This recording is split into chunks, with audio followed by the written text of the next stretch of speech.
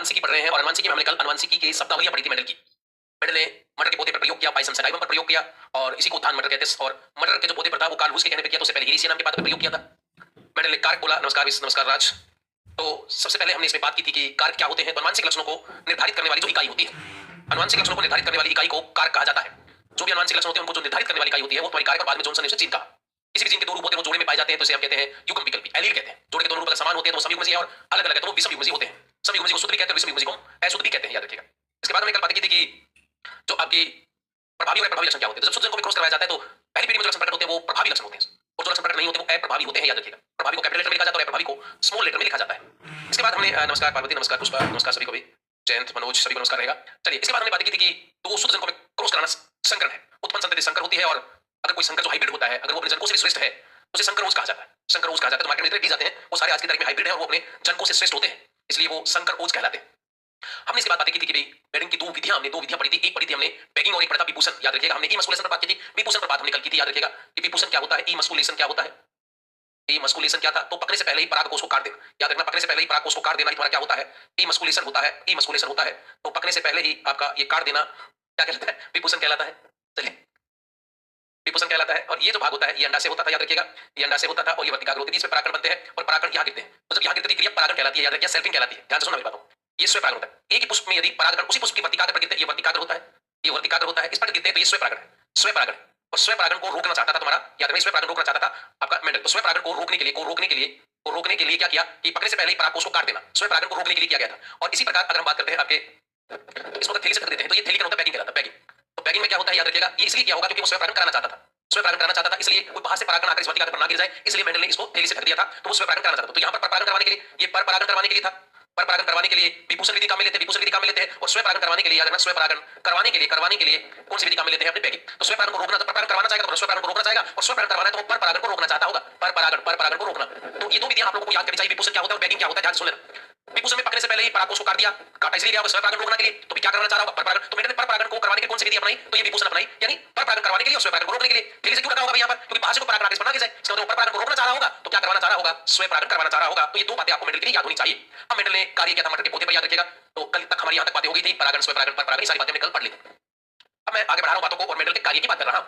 Mendel के कार्य, Mendel ने मटर के 7 जोड़ी विपर्यासी लक्षणों पर प्रयोग किया था, याद रखना। मेंडल ने मटर के 7 जोड़ी, ध्यान से सुनना, 7 जोड़ी विपर्यासी लक्षणों पर प्रयोग किया, विपर्यासी लक्षणों पर प्रयोग किया। अगर आपसे पूछे कि मेंडल ने कितने जोड़ी विपर्यासी लक्षणों पर प्रयोग किया, तो 7 जोड़ी विपर्यासी। थाली से कहां ढका है, थाली से नहीं, थैली से, थैली है लिखा, थैली लिखा है आपने। के बाद बीज कहां से गिरेंगे, बीज नहीं होते, थोड़ा समझो मेरी बातों को, तुम बातों को समझ नहीं पा रहे हो। बीज नहीं होगा। अब सुनो भाई, ये है आपका मादा जननांग और ये होता है उसका नर जननांग, उनके सही स्टेमन बोलते हैं। और ये होता है आपका अंडक, इसको अंडक बोलते हैं, कार्पल बोलते हैं, मादा जननांग होता है। इसके अंदर ये बीजांड लगे होते हैं, बीजांड या ओव्यूल, ये बीजांड लगे होते हैं। ये वर्तिकाग्र होती है, वर्तिका होती है। सुनना मेरी बात, इसको थैली से ढक दिया, इसलिए ढक दिया ताकि क्या ना कि बाहर से कोई आकर, कोई कीट यानी कोई मक्खी है, कोई मधुमक्खी है, कोई तितली है, वो आकर परागण यहाँ ना डाले, क्योंकि यहाँ पर बहुत सारी परागण ग्रंथियां होती है ऐसे। तो जैसे ये पक जाएगा, थैली को हटाया जाएगा और इसको ऐसे करके हिलाएंगे तो ये सारी जो परागण वो यहाँ गिर जाएंगे। तो उसका मतलब है कि वो स्वयं परागण कराना चाह रहा होगा। आप बात समझ में आ गई होगी। तो थैली को क्या किया होगा, जब हटाकर ये परागण यहाँ से परागण यहाँ पर लगाए गए, स्वयं परागण करवाने, तो ये होता है स्वयं परागण करवाने। तो उम्मीद करता हूं आप लोगों को बात समझ में आ गई होगी। थैली से क्या होगा, क्योंकि बाहर से कोई परागण ना आकर इस पे गिर जाए। अब देखो परागण हो गया, परागण होने के बाद ये यहाँ पर बहुत सारे परागण आ गए, पोलन ग्रेन आ गए। अब ये पोलन ग्रेन ऐसे करते अंदर आएंगे, इसकी भित्ति को तोड़ते हुए अंदर आ जाएंगे, वर्तिका से होते हुए तुम्हारे कहां पहुंचेंगे, अंडा से।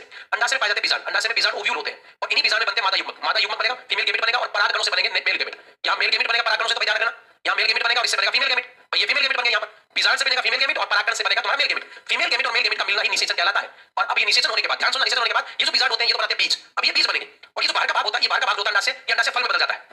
अंडा से तो बनाता फल, जैसे मटर की तुमने फली देखी है, फली वो फल है और अंदर जो है वो बीज है। वो अंदर क्या है, बीज। बीज किससे बनते हैं, तो भैया बीजांड से बनते हैं। कब बनते हैं, निषेचन के बाद बनेंगे, याद रखिएगा तुम लोग। तो आप लोगों को ये बात समझ में आ गई होगी कि कहानी क्या होती है। तो मटर के 7 जोड़ी, 7 लिख दिया मैंने, 7 जोड़ी भाई, 7 जोड़ी विपर्यासी लक्षणों पर प्रयोग किया। विपर्यासी लक्षण का मतलब होता है एक प्रभावी लक्षण और एक उसका अप्रभावी लक्षण। दो प्रकार के लक्षण होते हैं, एक प्रभावी होता है और एक अप्रभावी होता है। तो इसी को कहते हैं विपर्यासी लक्षण। 7 जोड़ी विपर्यासी लक्षणों पर मेंडल ने प्रयोग किया। अब वो लक्षण क्या थे, तो 7 जोड़ी पर प्रयोग किया, लक्षण क्या थे, इसका प्रभावी भाग कौन सा होता है, प्रभावी क्या होता है और अप्रभावी क्या होता है, प्रभावी और अप्रभावी। ध्यान सुनना चाहिएगा, लक्षणों की बात कर रहे हैं। तो सबसे पहले तने की लंबाई, तने की लंबाई पहला जो लक्षण था वो तने की लंबाई। और ये तने की लंबाई होती है, इसमें लंबा जो होता है तना वो प्रभावी होता है और बोना जो होता है वो अप्रभावी होता है। याद रखिएगा, तने की लंबाई में हम बात करेंगे, तने की लंबाई में पहला 7 जोड़ी विपर्यासी, एक सेकंड रुकिएगा, 7 जोड़ी विपर्यासी लक्षणों की बात की उसने। इसके बाद देखो तने की लंबाई में लंबा प्रभावी होता है और बोना अप्रभावी। तो प्रभावी और अप्रभावी लक्षण होते हैं, इसी को कहते हैं 7 जोड़ी विपर्यासी लक्षणों का प्रयोग किया। पहला लक्षण क्या था? तने की लंबाई। दूसरा है पुष्प का रंग। पुष्प का रंग, पुष्प का रंग बैंगनी जो होता है वो प्रभावी होता है, बैंगनी जो होता है वो प्रभावी होता है, और सफेद जो होता है वो अप्रभावी होता है, सफेद जो होता है वो अप्रभावी होता है यार। इसके बाद है पुष्प के रंग के बाद है बीज पत्र का रंग। जो बीज पत्र होते हैं उसका रंग कैसा होता है? तो बीज पत्र का रंग ये पीला प्रभावी होता है, पीला प्रभावी होता है, और हरा जो होता है वो अप्रभावी। याद रखना बीज पत्र के रंग में पीला प्रभावी होगा और अप्रभावी होगा हरा। चौथा ऑप्शन लिया फली का, फली की आकृति या फली का रंग, फली का रंग, और फली का रंग होता है हरा प्रभावी होता है और पीला जो होता है वो अप्रभावी होता है भाई। इसके बाद पांचवा होता है फली की आकृति, फली की आकृति, और फली की आकृति में फूली हुई फली, फूली हुई जो फली होती है, फूली हुई फली, और एक होती है पिचकी हुई। तो फूली हुई प्रभावी है और पिचकी हुई जो है वो अप्रभावी है। पिचकी हुई फली क्या होती है? अप्रभावी होती है। तो ऐसे करके उसने 7 जोड़ी विपर्यासी लक्षणों पर प्रयोग किया है, मेंडल ने, याद रखिएगा।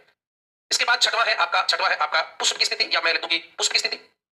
पुष्प की स्थिति जो होती है वो आपकी जो पुष्प, कभी अगर आप लोगों ने देखे हो पुष्प, तो एक तो लगता है टॉप के ऊपर, यहाँ एक लगता है इस प्रकार शाखाओं के कक्ष में, इस प्रकार शाखाओं के कक्ष में लगते हैं। तो 2 प्रकार के पुष्प लगते हैं, याद रखिएगा। 2 प्रकार के होते हैं, एक अक्षीय होता है, जो अक्ष में लगे होते हैं, ये अक्षीय प्रभावी होता है, और टर्मिनल जो होता है बिल्कुल अंतस्थ भाग पे लगा होता है टर्मिनल, ये अप्रभावी होता है। तो पुष्प की स्थिति कक्षीय, या मैं कहूंगी अक्षीय, अक्षीय लिख अक्षीय लिख देते हैं, एक्सियल, ये प्रभावी होती है, और अंतस्थ टर्मिनल जो होती है अंतस्थ, ये अप्रभावी होती है। और इसके बाद है बीज का आकार। बीज का आकार, बीज का आकार की अगर हम बात करेंगे, बीज का आकार की बात करेंगे तो गोल होता है प्रभावी और झुर्रीदार होता है अप्रभावी।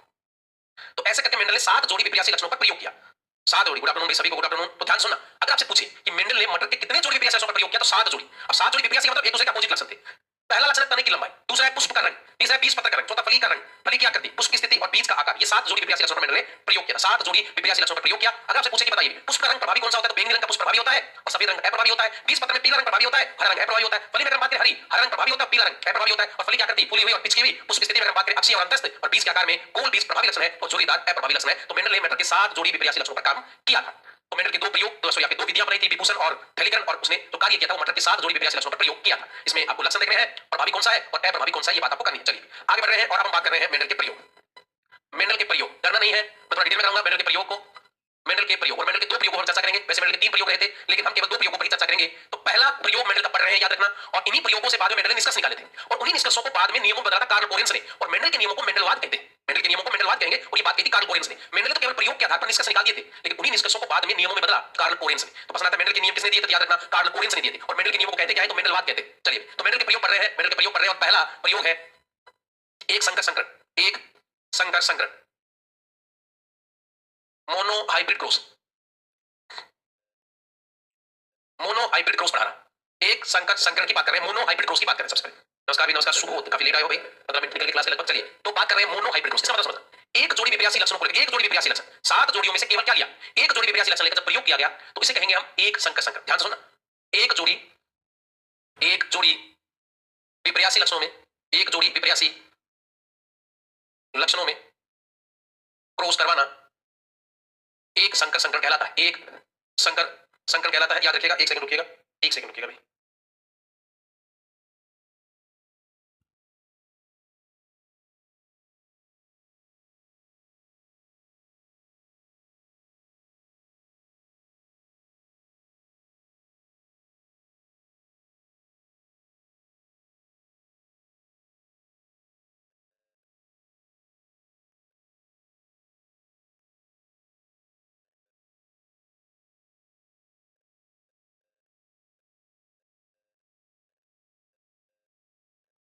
वजह से टाइम चेंज हो जाता है, दिक्कत आती है, थोड़ी बहुत दिक्कत आती है, क्या करें। चलिए मुझे भी पता नहीं था कि 2 बजे क्लास रहेगी, 2 बजे मुझे बुलाया गया, पहले लेट करवा रहे थे, अब 1 बजे करवा, 2 बजे कर दी। एक जोड़ी विपर्यासी लक्षणों में क्रॉस करवाना एक संकर संकरण कहलाता है, एक संकर संकरण कहलाता है, कहलाता है। अब मेरी बात सुनना, कहानी क्या है। एक जोड़ी विपर्यासी लक्षणों में अगर क्रॉस करवाते हैं, एक जोड़ी विपर्यासी लक्षणों में अगर क्रॉस करवाते हैं, तो इस प्रकार का जो संकरण होगा वो एक संकर संकरण या मोनो हाइब्रिड क्रॉस कहलाता है। देखना तुम लोग क्या कहानी होती है। एक जोड़ी मेंडल ने क्या किया, टोटल 7 जोड़ी पर प्रयोग किया, तो उसमें से एक लक्षण चुना उसने ले लिया पौधे की लंबाई का लक्षण। तो लंबे पौधा, एक शुद्ध लंबा पौधा लिया भाई। शुद्ध का मतलब तुम लोग समझ रहे हो, शुद्ध का मतलब होता है संयुग्मसी, दोनों जीन के दोनों रूप समान होते हैं। शुद्ध लंबा पौधा लिया और इसके बाद एक लिया शुद्ध बोना पौधा, शुद्ध बोना पौधा लिया, एक शुद्ध लंबा और एक शुद्ध बोना। शुद्ध लंबे को कैपिटल टी से लिखा और बोने को स्मॉल टी से लिखा, कैपिटल टी और स्मॉल टी, कैपिटल टी और स्मॉल टी। और जब इनमें क्रॉस करवाया, ध्यान सुनना, जब इसमें क्रॉस करवाएंगे तो F1 पीढ़ी जो पहली पीढ़ी होगी उसमें जो पौधे होंगे, तो शुद्ध लंबे का क्रॉस किससे करवाया है, शुद्ध बोने से। एक जोड़ी विपर्यासी लक्षणों को लिया गया है, और एक जोड़ी विपर्यासी लक्षणों को जब इसमें क्रॉस करवाया जाता है तो यहाँ जो पौधा आता है वो लंबा होता है, लेकिन ये जो लंबा होता है वो कैसा लंबा है, अशुद्ध लंबा है। और ये तो आपकी एप्पल पीढ़ी, पहली पीढ़ी में सभी के सभी लंबे पौधे प्राप्त होते हैं, सभी के सभी लंबे पौधे प्राप्त होते हैं। कैपिटल टी का जब स्मॉल टी से क्रॉस होता है तो कैपिटल टी और स्मॉल टी प्रकार के पौधे प्राप्त होते हैं। तो एप्पल पीढ़ी में जितने भी पौधे प्राप्त होते हैं वो सबके सब अशुद्ध लंबे पौधे होते हैं, और यहाँ बोना रंग छुप जाता है, बोनापन जो होता है वो छुप जाता है। अच्छा आगे क्या हुआ, ध्यान सुनना। अब उसने क्या किया कि ऐसे 2 पौधे ले लिए, ऐसे 2 पौधे ले लिए, कैपिटल टी और कैपिटल टी वाले, ऐसे एक कैपिटल टी लिया और एक और कैसे अभी पोते प्राप्त करके 20 प्राप्त इंडिविजुअल को लगाया, तो इन कैपिटल टी और कैपिटल डी में अब क्या करवाया, स्वयं परागण। अब इनमें क्या करवाया गया, स्वयं परागण क्रॉस करवाते, स्वयं परागण करवाते, क्रॉस कराते तो स्वयं परागण करवा रहे। जब स्वयं परागण कराते तब ये जनक पीढ़ी अगली, ये जनक पीढ़ी है, अगली पीढ़ी की जनक पीढ़ी होती है capital T capital small T और कैपिटल टी स्मॉल टी। अब यहाँ पर बनते युग्मक, युग्मक बनते कैपिटल टी और स्मॉल टी, इधर भी युग्मक बनेगा कैपिटल टी और स्मॉल टी, ये युग्मक बन गया। अब जब इनका युग्मक बना, ध्यान से सुनना, ध्यान छोटा कर रहा हूं मैं उसको थोड़ा सा, ये थोड़ा सा बड़ा कर देंगे, ध्यान सुनो। अब क्या होता है कि ये कैपिटल टी, ये कैपिटल टी इस कैपिटल टी से मिलता है तो कैपिटल टी बनेगा, ये शुद्ध लंबा होगा, इधर कैपिटल टी, ये स्मॉल टी होगा, इधर अगर हम करें तो कैपिटल टी स्मॉल टी होगा, और ये करें अगर स्मॉल टी होगा। तो अगली पीढ़ी है, ये बन गए युग्मक, ये युग्मक बने, ये गैमेट बने भाई, और ये बन गए यहाँ पर आगे तक बात करें तो ये आगे आपके अब F2PD के पोते, F2PD, ये F2PD आ रही है। चलिए, तो F2PD में जो पोते प्राप्त होते हैं, देखो capital T capital T capital T small T capital T small T small T small T, कुल 4 पोते प्राप्त होते हैं। अगर हम 4 में हम देखें, इनको 4 में देखें तो ये भी लंबा है, ये भी लंबा और ये भी लंबा, तो 3 पोते तो होते लंबे और एक पोता हो जाता है उनमें पोना। थोड़ा सा ध्यान से देखिएगा, ये थोड़ा पढ़ाई करते तो अगले ले जाते हैं, इसको ध्यान सुनना, इसको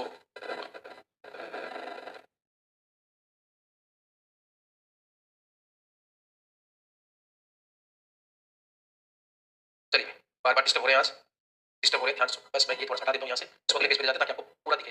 देखो ये तो यहाँ पर ये बनते युग्म कैपिटल टी और स्मॉल टी वाला, और ये भी कैपिटल टी और स्मॉल टी वाला, ये युग्मक बन गए, इसको थोड़ा बड़ा कर देते हैं ताकि पूरा दिखे। लो भाई, ये हो गया। तो ये होता है इस प्रकार, एक जोड़ी विपरीत लक्षणों में क्रॉस करवाना क्या कहलाता है भाई, एक संकर संकर कहलाता है। एक शुद्ध लंबा पौधा ले लिया और एक शुद्ध बोना पौधा ले लिया भाई। अब एक शुद्ध लंबा लिया, एक शुद्ध बोना पौधा, दो अलग पौधे ले लिए। अब दो अलग पौधे में क्या करना पड़ेगा, परपरागण। तो यहाँ उसे परपरागण करवाया। परपरागण का मतलब है कि मानो शुद्ध लंबा जो पौधा था उसके परागकणों को इस वाले पौधे की पट्टिका पर डाल दिया, और इसको परपरागण करवाने के लिए, परपरागण करवाने की जो विधि अपनाई उसने विपूषण अपनाई, याद रखिए मैं पढ़ा के विपूषण विधि। और अब ये सब परागण होने के बाद जब बीज बने अगली पीढ़ी में, जो सारे बीज थे वो कैपिटल टी और स्मॉल टी वाले थे, मतलब लंबा तो था लेकिन कैसा लंबा था, ऐसा लंबा पौधा था। अब ऐसे पौधा ले लिया, अब इसमें स्वयं परागण करवा दिया, इन दोनों में स्वयं परागण करवाया, तो स्वयं परागण कराएंगे तो पहले बनेगा युग्मक, ये रहे gamete, capital T small T प्रकार के युग्मक बने। अब जब ये युग्मक बन जाते हैं तो अब ये जो युग्मक है, मैंने क्या बनाया, युग्मक में कैपिटल टी स्मॉल टी और इधर भी बना कैपिटल टी स्मॉल टी, दो प्रकार के युग्मक बने, capital T small T capital T small T. अच्छा, इसमें से एक हमने पौधा ले लिया था, एक आपका पौधा ले लिया था हमने, इसमें ये मान लेते हैं नर पौधा है, ये नर है, और ये वाला मादा ले लिया था भाई, ये वाला नर ले लिया हमने और ये वाला मादा ले लिया। मादा कैसे लिखते हैं याद रखिएगा, ये मादा कैपिटल टी स्मॉल टी कैसे लिखते हैं, तो ये लंबा पौधा है, एस टेप, एक नर पौधा, एक नर युग्मक ले लिया, दूसरे का मादा वाला ले लिया, और इनमें युग्मक बने, ये वाला युग्मक बने, इनमें स्वयं परागण करवाया। और जब स्वयं परागण करवाया तो क्या होगा, देखो तो ये कैपिटल टी अगर इस कैपिटल टी से मिलेगा तो ये कैपिटल टी आएगा, लंबा पौधा भाई, ये लंबा पौधा बना। अगर ये ना होगा, कैपिटल टी स्मॉल टी के साथ मिलता है, कैपिटल टी स्मॉल टी के साथ मिलता है तो ये भी लंबा है। अच्छा, कैपिटल टी स्मॉल टी तो ये भी आपका क्या होगा, लंबा, स्मॉल टी होगा तो ये पौधा होगा बोना, तो ये भी लंबा और ये भी बोना, ये बोना होगा। तो कितने पौधे टोटल प्राप्त होते हैं, 4 पौधे, टोटल 4 पौधे प्राप्त होते हैं, जिनमें से 3 पौधे जो होते हैं वो लंबे होते हैं, 3 पौधे लंबे होते हैं और एक पौधा बोना होता है। तो इसे कहते हैं बाहर से देखने पर प्रदर्शित लक्षणों को क्या कहते हैं भाई, लक्षण प्ररूप। और लक्षण प्ररूप जो अनुपात आता है, लक्षण प्ररूप अनुपात आता है जिसको फिनोटाइप रेशो कहते हैं, फिनोटाइप रेशो कहते हैं। और ये जो फिनोटाइप रेशो आता है इसमें 3:1 आता है, बस आपको ये याद रखना है। एक जोड़ी विपरीत लक्षणों में जब क्रॉस कराया जाता है तो जो फिनोटाइप रेशो आता है, लक्षण प्ररूप अनुपात आता है, वो 3:1 आता है, 3:1 आता है, लक्षण प्ररूप अनुपात 3:1 आया भाई। अब देखो भाई, ये जो लंबा है, ये जो लंबा है, ये जो लंबा है, ये कैसा लंबा है, ये भी शुद्ध लंबा है, ये शुद्ध लंबा है। और ये दो पौधे कैसे लंबे हैं भाई, अशुद्ध लंबे हैं, तो ये भी अशुद्ध लंबा है और ये भी अशुद्ध लंबा है, याद रखना। और ये कैसा है भाई, ये बोना है, लेकिन ये कैसा बोना है, ये शुद्ध बोना है। तो मुझे एक बात बताना, चीनी संरचना के आधार पर, चीनी संरचना के आधार पर देखकर बताएं तो उसे कहते हैं चीनी प्ररूप अनुपात। और चीनी प्ररूप अनुपात जो आता है, चीनी प्ररूप अनुपात जो आता है, जीनोटाइप रेशो जो आता है, वो आता है एक शुद्ध लंबा, दो अशुद्ध लंबे और एक शुद्ध बोना, 1:2:1, 1:2:1 आता है। तो ये था एक लक्षण को लेकर, एक जोड़ी विपरीत लक्षणों को लेकर जब प्रयोग किया गया तो उसका लक्षण प्ररूप अनुपात जो आता है, लक्षण प्ररूप अनुपात जो आता है वो तो आता है 3:1 और चीनी प्ररूप अनुपात जो आता है वो 1:2:1 आता है। प्रश्न आ जाए, मेंडल ने मटर के गोल बीज और झुर्रीदार बीजों के बीच में क्रॉस कराया। गोल और झुर्रीदार का मतलब वो कहना चाहता है कि एक जोड़ी विपरीत लक्षणों से प्रयोग किया, इसका जो अनुपात आता है, फिनोटाइप रेशो आता है वो आता है 3:1 और जीनोटाइप रेशो जो आता है वो 1:2:1, यही आएगा। एक जोड़ी विपरीत लक्षणों में एक संकर संकर को अगर हम करवाएंगे तो हमेशा फिनोटाइप रेशो 3:1 और जीनोटाइप रेशो 1:2:1 आएगा। इसी पर मैं तुम्हें एक एग्जांपल और करवा देता हूं, एक एग्जांपल मैं तुम्हें और करवा देता हूं, इसमें याद रखिएगा। जैसे गोल बीज वाला लिया मैंने, गोल शुद्ध गोल वाला लिया, गोल बीज का क्रॉस किससे करवाया, झुर्रीदार से करवाया भैया, क्योंकि गोल शुद्ध प्रभावी लक्षण है और झुर्रीदार जो है प्रभावी लक्षण है। गोल को कैपिटल आर से लिखते हैं और झुर्रीदार को स्मॉल आर से लिखते हैं।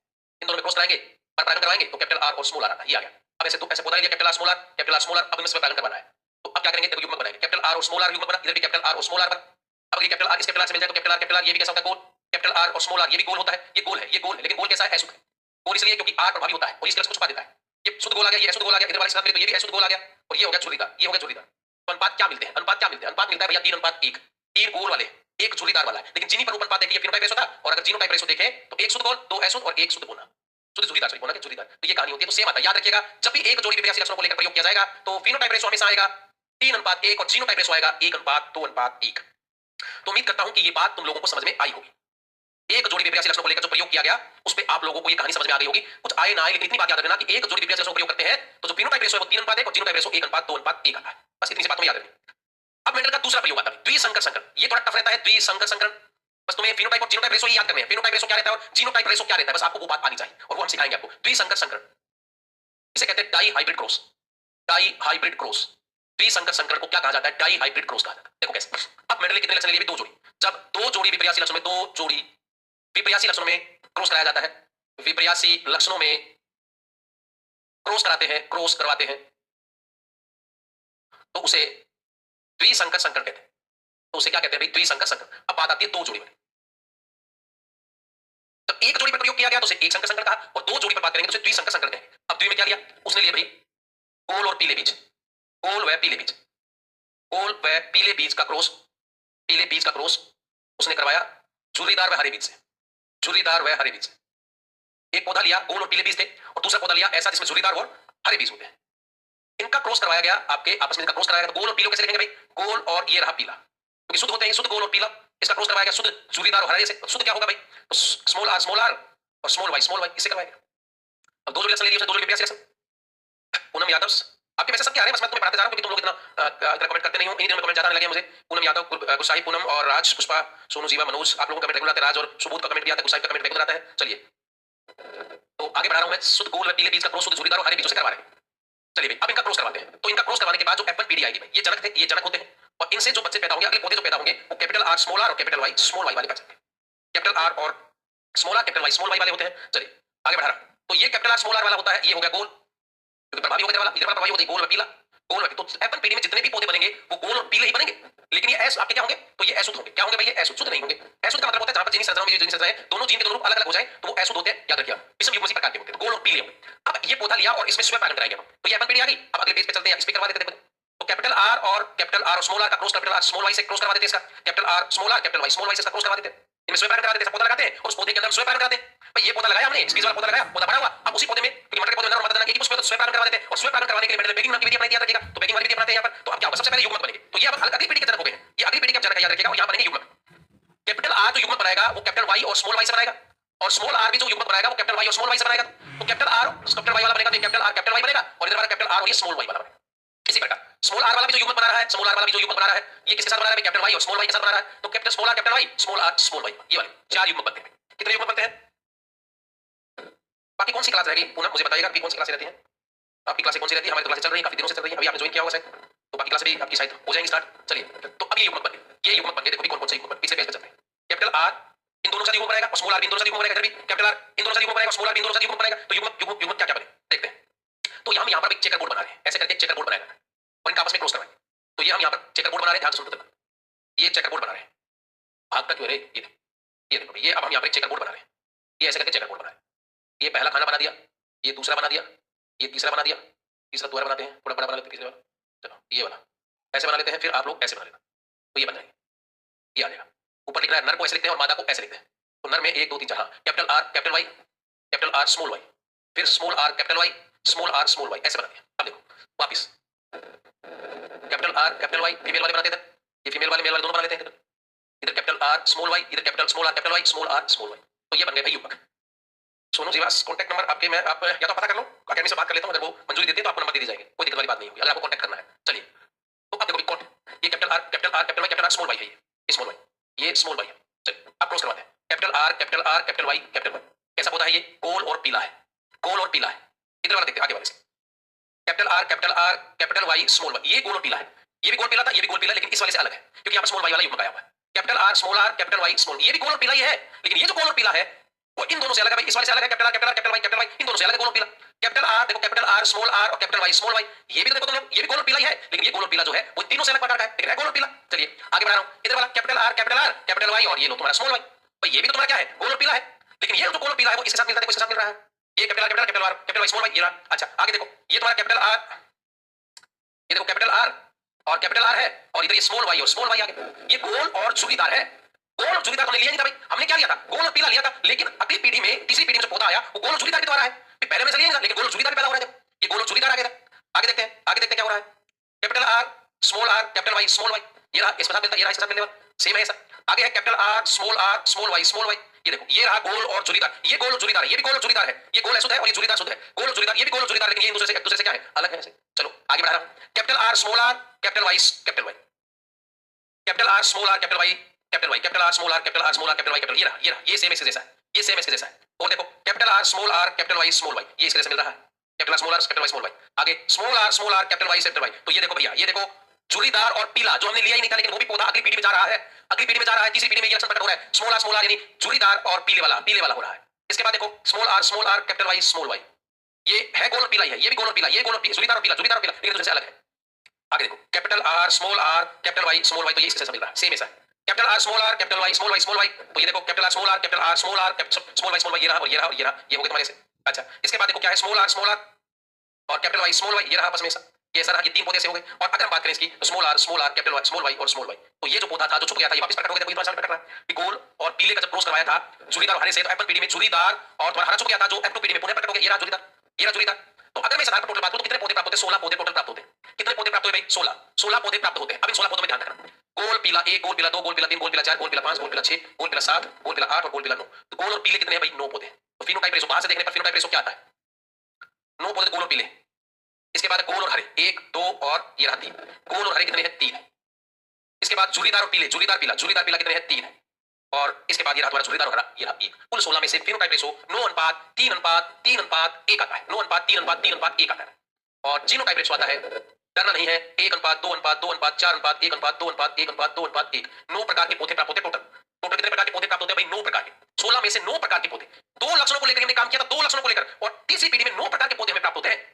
यही कारण होता है कि जब माता पिता के जीन जब आपस में स्वतंत्र रूप से मिलते हैं ना, स्वतंत्र हमारी उत्पत्ति उन्हीं माता पिता से हो रही होती है, और जब उत्पत्ति माता पिता से होती है तो हमारे अंदर जो लक्षण होते हैं वो हूबहू माता पिता से बिल्कुल भी मिलते नहीं है, क्योंकि उनके जो जीन आपस में जो युग्मक मिले होंगे, उनमें जो जीन मिले होंगे वो स्वतंत्र रूप से मिलते हैं, और स्वतंत्र रूप से मिलते हैं तो हमारे अंदर नए प्रकार के लक्षण प्रकट होते हैं। और यही कारण होता है कि हम बिल्कुल हूबहू मम्मी पापा जैसे नहीं होते हैं और उनसे लक्षणों में थोड़े अलग हो जाते हैं। हमारे जो भाई बहन होते हैं वो भी बिल्कुल हमारे जैसे नहीं होते, क्योंकि 2 लक्षणों को लेकर जब हम प्रयोग करते हैं तो 9 प्रकार के लक्षणों वाले पौधे प्राप्त होते हैं 2 लक्षणों से, और हमारे अंदर तो 20 से 25 हजार लक्षण होते हैं भाई।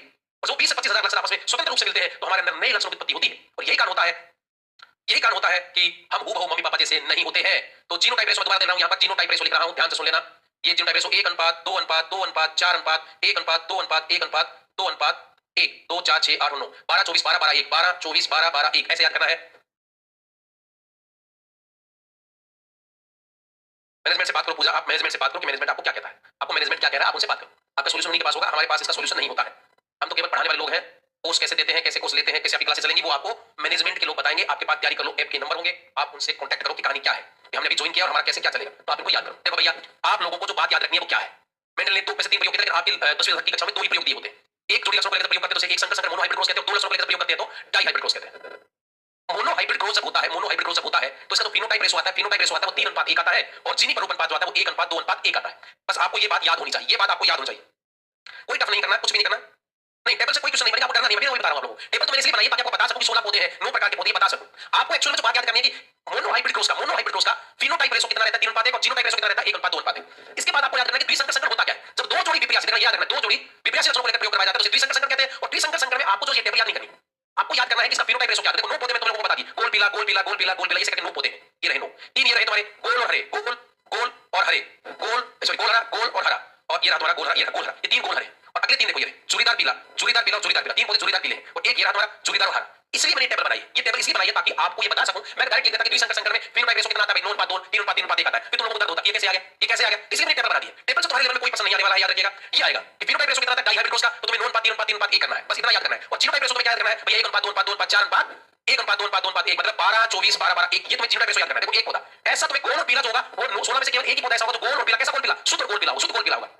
ये गोल पीला देखो, इससे 2 पौधे मिलेंगे, एक ये रहा और एक ये रहा, ये 2 पौधे मिलेंगे। अगले भी 2 पौधे मिलेंगे, गोल और पीले, ये वाला गोल पीला, ये वाला तुम्हें 2 मिलेंगे, एक ये रहा कैपिटल स्मॉल, एक ये रहा, एक ये रहा और एक ऐसे 2 ही मिलेंगे। आगे 4 मिलेंगे, ये 4 1 2 3 और 4, ये मैंने स्लाइड बनवाई, ये 4 है। तो ये मैं इसलिए बता रहा हूं कि ऐसे ऐसे अगर तुम पौधे देखोगे तो 1:2:4:1:2:1 कैसे आया, तो ये तुम्हारे सामने के सामने पड़े। इसलिए केवल मैं तुम्हें सारणी बनवाई, बाकी तुम्हें सारणी याद करने की आवश्यकता नहीं है। तुम लोगों को जो बातें याद करनी है, आप लोगों को इतनी करनी है कि मोनोहाइब्रिड क्रॉस में फिनोटाइप रेशो 3:1 और जीनोटाइप रेशो 1:2:1 होता है।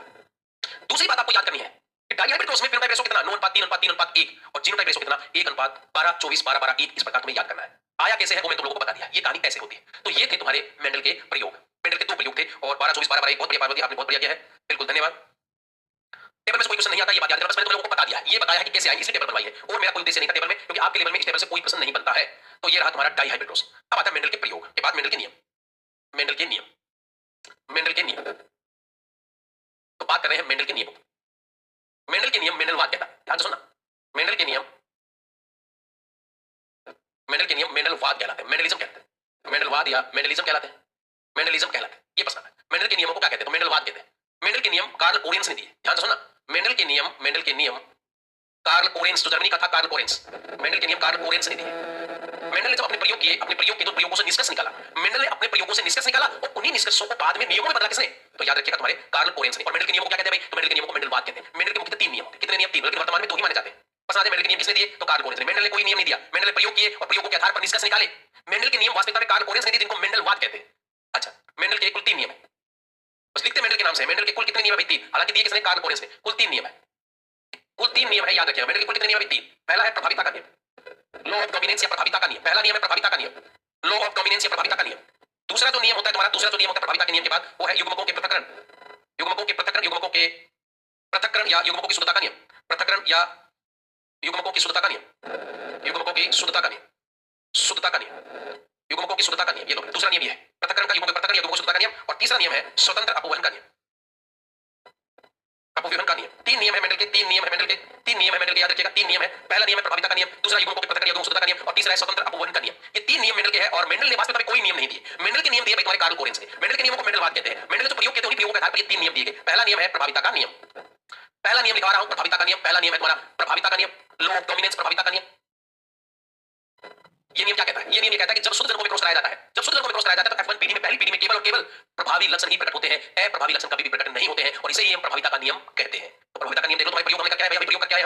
ये रहा प्रयोग, पहला प्रयोग देखो, ये रहा। एक संकर संकरण में क्या होता है? देखो, एक संकर संकरण में क्या होता है? देखो तुम लोग, मेंडल के प्रयोग में एक संकर संकरण देखो क्या हुआ? इधर देखो, देखो भाई, शुद्ध जनकों में क्रॉस कराया, ये प्रभावी लक्षण और ये प्रभावी लक्षण है, इन दोनों में क्रॉस कराया, तो F1 पीढ़ी में कैसा लक्षण प्रकट हुआ? प्रभावी। लंबा युवा होना छुप गया, कैपिटल टी और स्मॉल टी में से केवल कैपिटल टी ही अपना लक्षण प्रकट कर पा रहा है, स्मॉल टी अपना लक्षण प्रकट नहीं कर पा रहा। इसे हम कहते हैं प्रभाविता का नियम।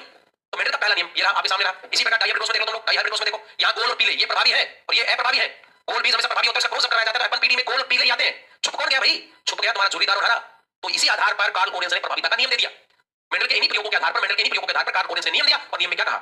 नियम में कहा कि शुद्ध जनकों में जब क्रॉस कराया जाता है, बिल्कुल शुद्ध जनकों में, कोई शुद्ध जनकों में क्रॉस कराया जा रहा है, तो F1 पीढ़ी में केवल प्रभावी लक्षण प्रकट होते हैं और लक्षण प्रकट नहीं होते। ध्यान रखना, जब इस नियम के अनुसार, जब इस नियम के अनुसार, जब इस नियम के अनुसार जब शुद्ध जनकों में क्रॉस करवाते हैं, जब शुद्ध जनकों में क्रॉस करवाते हैं, शुद्ध जनकों में क्रॉस करवाते हैं, तो F1 पीढ़ी में, F1 पीढ़ी में केवल प्रभावी लक्षण ही प्रकट होते हैं, केवल प्रभावी लक्षण ही प्रकट होते हैं, प्रकट होते हैं। इसे ही प्रभाविता का नियम कहते हैं, इसे ही प्रभाविता का नियम कहते हैं, प्रभाविता का नियम कहते हैं, इसे ही प्रभाविता का नियम कहते हैं। तो कौन छुप जाता है भाई? अप्रभावी। अप्रभावी छुप जाता है, इसलिए इसे ही प्रभाविता का नियम कहते हैं। इस नियम का मतलब समझना। ये नियम कहता है कि जब भी हम क्रॉस करवाएंगे एक लंबे व्यक्ति और एक चिकनी औरत के बीच में, तो F1 पीढ़ी में जो बच्चे होंगे वो सारे सारे लंबे ही होंगे। सीधी सी बात ये कहना चाहता है ये नियम, लेकिन वास्तविकता में ऐसा नहीं होता है। F1 पीढ़ी में बोने बच्चे भी पैदा, चिकने बच्चे भी पैदा हो सकते हैं। इसी आधार पर वर्तमान में इस नियम के सबसे ज्यादा अपवाद है। मेंडल के इसी नियम के सबसे ज्यादा अपवाद होने के कारण वर्तमान में इसे नियम नहीं माना जाता है। वर्तमान में मेंडल के कौन से नियम को नियम नहीं मानते हैं? तो याद रखना प्रभाविता के नियम के। तो मैं यहाँ नोट में लिख दे रहा हूं, ध्यान से सुन लेना। वर्तमान में मेंडल के 2 ही नियम है। कौन से नियम को नियम नहीं मानते? तो प्रभाविता के नियम को नियम नहीं माना जाता है। तो याद रखिएगा, वर्तमान में इस नियम के अधिक अपवाद होने के कारण, अधिक अपवाद होने के कारण, वर्तमान में इस नियम के अधिक अपवाद होने के कारण प्रभाविता के नियम को नियम नहीं माना जाता है। प्रभाविता के नियम को नियम नहीं माना जाता है, नियम नहीं माना जाता है, याद रखना, नहीं माना जाता है। कौन से नियम को नियम नहीं मानते भाई? प्रभाविता के। तो वर्तमान में मेंडल के कितने नियम है? तो 2 ही नियम माने जाते हैं, युग्मकों के पृथक्करण शुद्धता का नियम को और स्वतंत्र अपवहन नियम के नियम माना जाता है। इस नियम को नियम नहीं मानते क्योंकि इसके बहुत सारे क्या आ गए हैं? अपवाद। अब कौन कौन से अपवाद होंगे? तो याद रखना, प्रभाविता के नियम के अपवाद, प्रभाविता के नियम के अपवाद, नियम के अपवाद कौन कौन से? वो तो ध्यान से सुनना। 2 नियमों पर चर्चा करेंगे, 2 पर चर्चा करेंगे। एक होगा तुम्हारा अपूर्ण प्रभाविता, अपूर्ण प्रभाविता, ये हम पढ़ेंगे, याद रखना, इनकम्प्लीट डोमिनेंस। और दूसरा करेंगे सह प्रभाविता। दूसरा हम बात करेंगे यहाँ सह प्रभाविता। 2 बात करेंगे, डोमिनेंस और हम बात करेंगे तुम्हारे अपूर्ण प्रभाविता की। शुद्ध प्रभावी लक्षण होते हैं, बिल्कुल। अब मेरी बात सुनना। तो मेंडल ने प्रयोग किए, उस प्रयोग के आधार पर मेंडल ने बताया कि F1 पीढ़ी में हमेशा प्रभावी लक्षण प्रकट होते हैं। लेकिन मेंडल के बाद बहुत सारे वैज्ञानिकों ने प्रयोग किए और प्रयोग करने के बाद ये देखा कि जरूरी नहीं है कि प्रभावी ही अपना लक्षण प्रकट करे। अपूर्ण प्रभाविता, प्रभावी अपना पूर्ण प्रभावी दिखा पाता, और सह प्रभाविता का मतलब होता है प्रभावी और अप्रभावी दोनों साथ साथ आ जाते हैं। तो मेंडल तो क्या कहता है? मेंडल कहता है केवल प्रभावी लक्षण आएंगे, लेकिन ये नियम अब सत्य नहीं है और इस वजह से इसके बहुत सारे अपवाद होने के कारण वर्तमान में इसको नियमों के सिरे से निकाल दिया गया है। तो मेंडल के कौन से नियम को नियम नहीं माना जाता? तो याद रखिएगा, तुम्हारा यही वो नियम है जिसका नाम है प्रभाविता का नियम, जिसके 2 अपवाद हम पढ़ेंगे कल, एक अपूर्ण प्रभाविता और एक सह प्रभाविता, कल पढ़ेंगे हम। तो बात करें मेंडल पर, मेंडल की शब्दावलियां पढ़ी और मेंडल की शब्दावलियां पढ़ने के बाद हमने मेंडल की 2 विधियों पर चर्चा की, मुस्कुलेशन, और इसके अलावा हमने बात की बेगिंग की, और मेंडल के कार्य हमने पढ़े। और कार्य में मैंने बताया कि मेंडल ने मटर के पौधे पर कार्य किया था। 7 जोड़ी विपर्यासी लक्षण, तने की लंबाई, पुष्प का रंग, पुष्प की स्थिति, बीज का आकार, बीज का आकार, फली की आकृति, फली का रंग और बीज पत्रों का रंग, ऐसे 7 जोड़ी विपर्यासी लक्षणों पर हमने बात की। इसके बाद मेंडल के 2 प्रयोग हमने पढ़े, एक संकर संकरण और द्विसंकर संकरण। तो मोनोहाइब्रिड क्रॉस में फिनोटाइप रेशो 1 3:1 और जीनोटाइप 1:2:1। और दूसरा हमने जो पढ़ा वो था आपका, याद रखिएगा, डायहाइब्रिड क्रॉस, जिसमें फिनोटाइप रेशो 9:3:3:1 आता है और जीनो 1:2:4:1:2:1 आता है। तो बाकी जो मास्टर है वो तंग कर रहे हैं क्योंकि इनकी क्लास होती है। तो मेंडल के नियमों पर चर्चा चल रही है और नियमों में हम याद रखिएगा, नियमों में हम एक नियम पढ़ चुके हैं, उसका अपवाद पढ़ेंगे, बाकी 2 नियमों पर कल चर्चा करेंगे।